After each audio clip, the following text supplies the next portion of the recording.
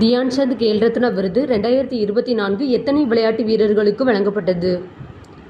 Answer 4. அந்த 4 விளையாட்டு வீரர்கள் யாரெல்லாம்னா, ஒலிம்பிக்கில் இரட்டை பதக்கம் வென்ற துப்பாக்கி சுடும் வீரர் மனு பாக்கர், செஸ் உலக சாம்பியன் டி குகேஸ் தமிழ்நாட்டை சேர்ந்தவர், ஆண்கள் hockey captain Harmanpreet Singh, para Olympic தங்கம் வென்ற உயரம் தாண்டுதல் வீரர் பிரவீன் குமார். இந்த 4 பேருக்கு தான் இந்த ஆண்டுக்கான கேல் ரத்னா விருது வழங்கப்பட்டுள்ளது.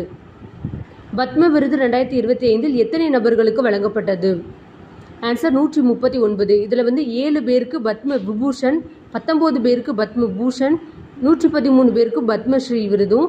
அந்த விருது பெற்றவரில் மொத்தம் 23 பேர் பெண்கள் இருக்காங்க. பத்ம விருது பெற்றவர்களில் 13 பேர் தமிழ்நாட்டை சேர்ந்தவங்க. அதில் 10 பேருக்கு பத்மஸ்ரீயும் 3 பேருக்கு பத்ம பூஷனும் கொடுத்துருக்காங்க. பத்ம பூஷன் விருது பெற்றவர் யாரெல்லாம்னா, நடிகர் அஜித் குமார். எதற்காகனா கலைப்பிரிவு, நடிகை சோபனா கலைப்பிரிவு, திரு நல்லி குப்பிசாமி செட்டி அவங்க எதுக்காகனா வர்த்தகம் மற்றும் தொழில்துறைக்காக கொடுத்துருக்காங்க. இலங்கையின் உயரிய விருதான இலங்கை மித்ர விபூஷன் பெற்ற இந்திய தலைவர் யார்? ஆன்சர் நரேந்திர மோடி. சிறந்த மொழிபெயர்ப்புக்கான சாகித்ய அகாடமி விருது 2024 யாருக்கு வழங்கப்பட்டது? Answer P. Vimala.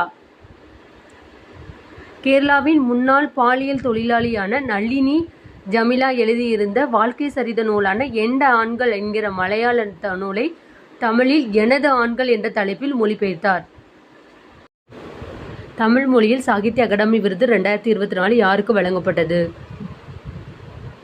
Answer A. Venkatachalapathy. நூல் எந்த நூல்னா, திருநெல்வேலி எழுச்சியும் வ.உ.சி.யும் 1908 என்ற ஆய்வு நூலுக்கு சாகித்ய அகாடமி விருது